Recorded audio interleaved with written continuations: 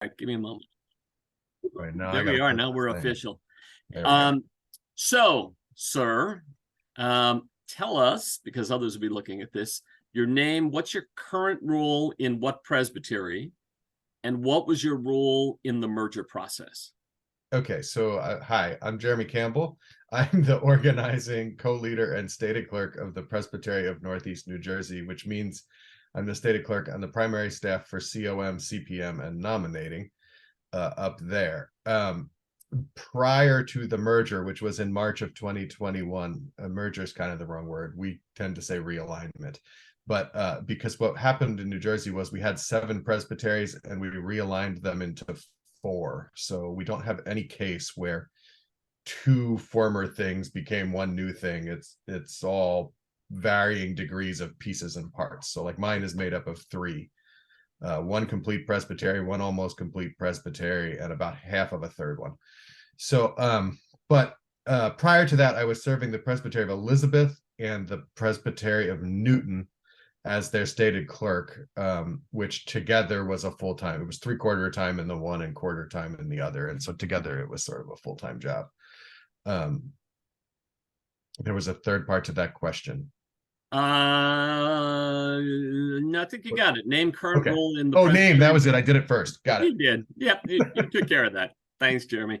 So from a high level perspective, what would you say are 1 or 2 things that the presbytery did that were particularly helpful in the process of merging? Okay. Scattershot. Gonna try and go chronologically. Okay. But some of it is so the entire process in New Jersey came about when one presbytery overtured our synod, requesting help to have a conversation about how we might be able to do something better in New Jersey. It had been since the 50s that the 7 presbyteries were what they were, and 2 of them were designed so that people could take rail lines to presbytery meetings that don't even exist anymore. So it was overdue for looking at what is going on here and what makes sense. I like to say New Jersey has the densest Presbyterians by any measure you care to apply to us, and so we do have a lot of people and churches and presbyteries and whatever in a pretty small geographic area. Mm-hmm. But it hadn't been looked at in a long time, and so what the Synod did that was really helpful is they first convened. There were 2 working groups involved in this process. The first one, like if you like the Heffett stuff, the first one kind of did the adaptive change. They sat down and really said, what should a presbytery look like in at that time, I guess it was 2018 or maybe 2019. What should a presbytery look like? What is a healthy, functional presbytery that is making a difference for its churches gonna look like? Right? What's it going to feel like? What's it going to be able to do? And then kind of worked back from that, like what is an optimal presbytery to how do we get there? Mm-hmm. And then they handed it off to a sort of more, and those are the big picture, your dreamers, right? Right.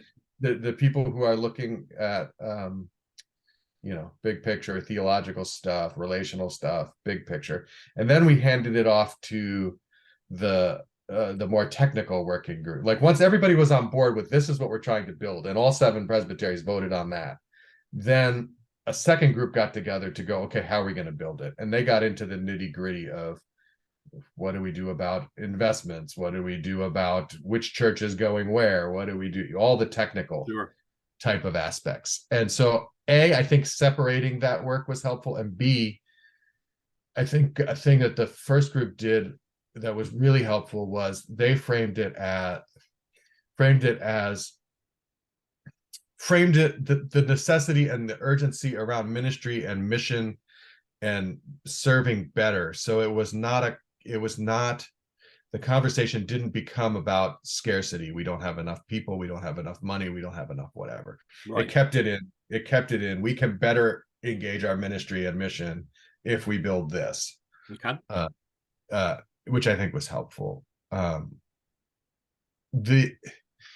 other thing that was helpful in our context, and I don't know enough about yours to know, part of that plan was we decided that all board restricted funds, right? Everything that was not clearly donor restricted, was going to become unrestricted as of the date of the merger. And then it would be up to the new presbytery to figure out what kind of funds it wanted to create or how it wanted to, so that you didn't have, one presbytery having a little fund for, I'm trying to think of a real world example.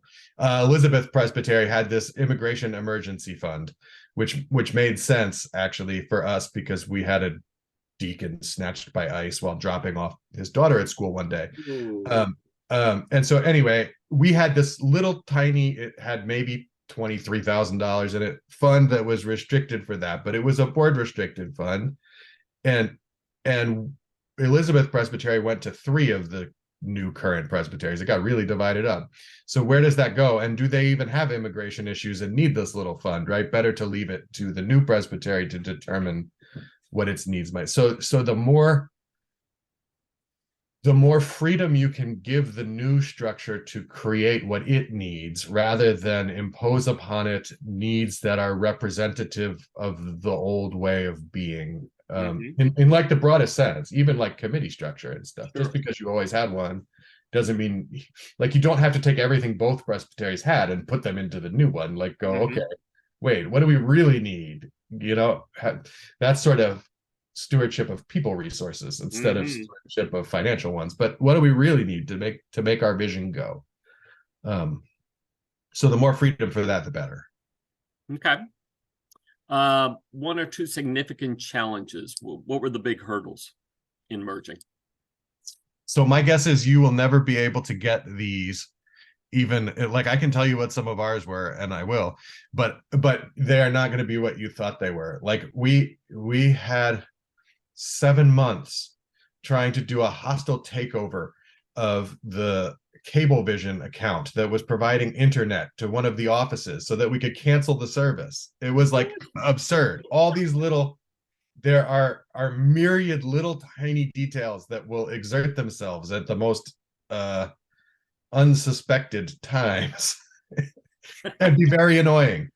And I don't think you can plan for them, other than to know that there's going to be all kinds of little administrative details. So make sure you have like a list of every account you have for everything, both like the Zoom account and the whatever Penteledata account. I don't know, whatever you have, right? Accounts, and especially for bank accounts, and investment accounts and that kind of, make sure you have a list of them and they all have living signers, and you know what the pathway is to change them to another person. All of those little administrative hurdles are a pain when they come up. That was a big challenge. And the other big challenge, and I don't read any judgment into this at all, but there are very well-intentioned people who have lived their whole life and their whole career in one presbytery, and not only honestly believe that the way that presbytery happens to do it is the Presbyterian way, it aren't naturally creative enough to imagine that there could be any other way. And so just getting the assumptions about the Presbyterian way out into the conscious so that we can go, okay, well, that is a way we could do this. What might other ways be? And then which one is the way for us? It's March 21. We're now toward the end of 23. So it's coming up on 3 years. And we still find ones like that, where there's a tacit working assumption that something happens a particular way, that didn't. And the 3 we brought together were wildly different in their day-to-day operations and the way they handled things. So like we had one who presbytery mission could absolutely never support a salary ever at all, to the point where you couldn't use mission money to pay the bookkeeper who was writing the mission checks, right? Right. You couldn't support a mission grant if it involved a speaker honorarium, because that's paying a salary, you know? And then on the other side of the coin, one of the other presbyteries was taking mission money to fund pastors in small inner city churches. So like directly funding salary. Yep. And neither are right or wrong, but it's a big bridge that until the first round of grants wasn't on my radar, you know, or anyone else's. Sure. You know, that so I guess that's to say, the better you can inventory and document current operating assumptions, the better you can have an intentional conversation about them before somebody's feelings are hurt. Yeah. Right. Yep. And that's the other thing I would say about the whole process. Structure, procedures, that stuff is all easy. You can just design it and implement it and whatever. And it might be right and it might be wrong, and then you'll change it. But it's all about relationships. The hard work is the relationship and trust building. So how did in the process, Jeremy, did you guys address that as you were moving through this, or was that more of an afterthought that, ooh, we should have paid more attention to that? Yes. You may have caught in the timeline that first working group was working in 1718. The second one was working in summer and fall of 19 into spring of 20. Okay. And had some plans to start relational work and have, events to get people together, and COVID. Yep. So that's what I was thinking, man, your timeline, that was right in the middle of it. Yes. It threw a wrench in the system. But on the other side of the coin, it disrupted sort of apocalyptically some automatic assumptions and ways of functioning. So it brought with it some fresh air too. So is your recommendation that we instigate a plague of some sort in the middle of our merger? I would not recommend that, no. It's very hard to build relationships in little boxes on a screen. We had this whole, we were gonna Montclair College, or maybe just the city of Montclair, I don't know, there's a big art museum over there, and we were gonna have this big fellowship event, and anyway, never happened. Oh my gosh. Was all planned. But where was I going? Why was I talking about the pandemic? Oh, I know, the relationship building. Relationship, yeah. So I had heard you say in the introduction that a possible timeline for you all is aiming toward a 2026 GA sort of action. But one of the things we did, and so we were on, I guess I should have said this about my role in the whole transition, because I was stated clerk of two of them. I was pretty well invested. I was not on either of the Senate working groups, but I was helping them, providing information, serving. Really, all the staff were kind of serving as a resource role toward those things. And as it was becoming real, especially once the first working group's report on what we're trying to build here was approved, then all of the staff were kind of working toward how can we help this along. And so we started with the Northeast. In terms of building out structure and stuff, because there were partners up there who wanted to work on it, acknowledging that we needed to do the same thing for the central one, because a bunch of Elizabeth churches went there too. But the pandemic kind of disrupted. We went for the low-hanging fruit, like work with the people who want to work, and knowing that we had to go back and get it, and then we got shut down before we got back to it. But a couple of the things we did was, we made a grid of like COM policy and procedure and CPM policy and procedure, and adopted a plan to function as a super COM, even before the official merger, to do COM together and to do, which helped build some relationships amongst that small group of people, and also helped have a consistent process in line for day one. That's another thing that's important.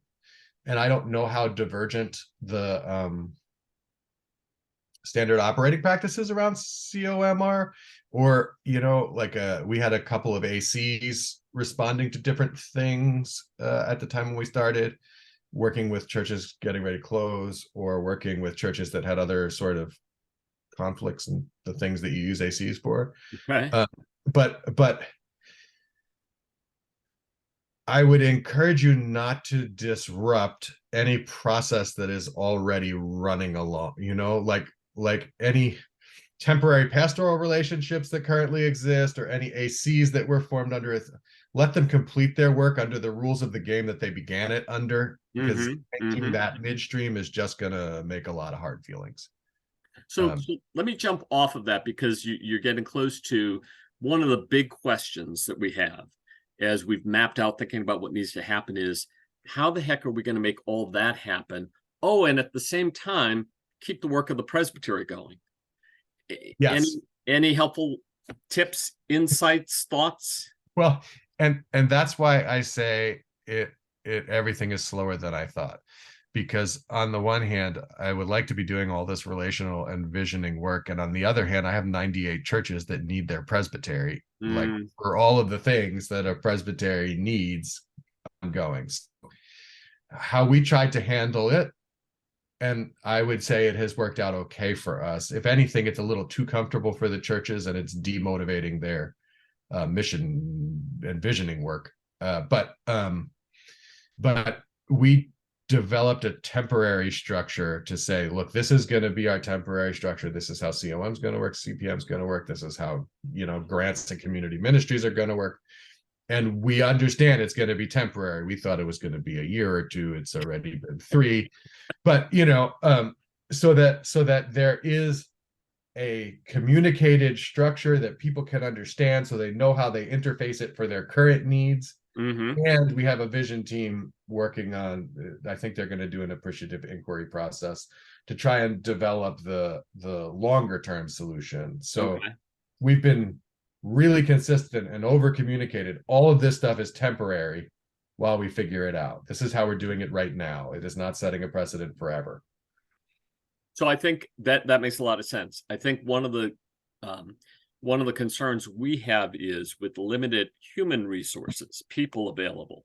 Yep. How the heck are we going to staff committees needed for the day-to-day operation, and also folks that are able to do the visioning, the thinking big picture towards the merger? So I think that's more of our concern. Let me jump. So remember that. Let me just go ahead to another question connected to all that. So at our last meeting, somebody said, what if we were to hire someone kind of like a project manager who could be handed the task of the merger, to coordinate it, to facilitate it, to do whatever legwork could be done, pay somebody to do that, so that we're not, that's a chunk of time and people's time that would not need to be given to that, but we could use them in other ways. Financially, we think between the two presbyteries, that's not out of the question that we could do something like that. Any thoughts?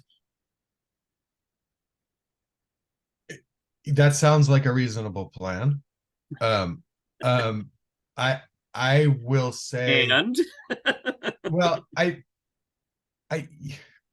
you might be better off to look at your current leadership, look at who candidates might be, and then figure out who's going to do what. Like, sometimes it's easier just to get the smartest people and figure out how to get it done than to try and hire for a relatively niche sort of a thing. So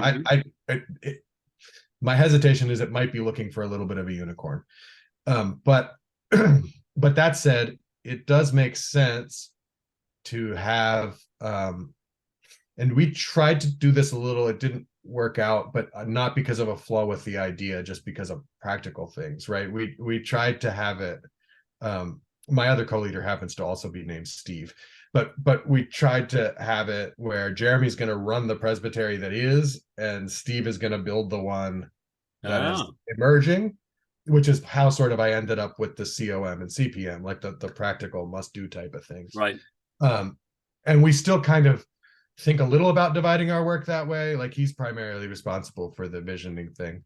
Um, um, but it in reality, that's a little bit of a false binary. And the other thing about the relationship building is it, I think, seems to me so far, and for the little bit I can see ahead, consistency in leadership is going to be key to building the relationships that are going to make the thing go. Mm, So my other fear would be we bring someone in for 18 months, they become sort of an informal authority figure in the system, and then they suddenly are gone, and the system doesn't know how to fill that yeah, vacuum. yeah, So, helpful. so make sure it doesn't have to end abruptly, Okay, you know? good. That's really helpful. So, two questions left, Jeremy. If you could go back, knowing what you know now, if you could go back and start over again, what would you do differently?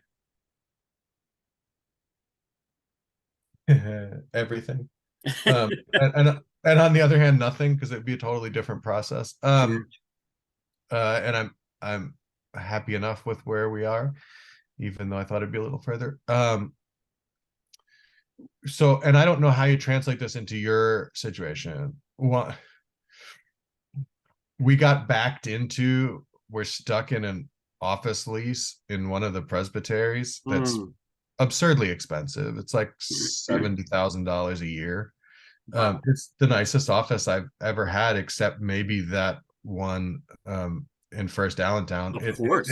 It's a very nice, like I'm not adult enough to be in that type of home, but it's also ridiculously expensive. It's not conveniently located. Nobody comes to it, and our lease is thankfully ending soon. Um, and ironically, the committee looking at replacing it or figuring out what's next is like, well, it needs to be accessible with public transportation. I said, I can count on one hand the number of people who have come to this office in nearly 3 years. Mm-hmm. So good on you for having a virtual office. But there's probably something like that where you're going to get backed into being stuck with it. It might be a technology thing. It might be an investment strategy. It might be a particular policy or procedure. And you're gonna regret that you went with the path of least resistance. So I guess all that's to say, my advice would be pull as many of the band-aids off as you can, so that you don't get stuck later. Okay.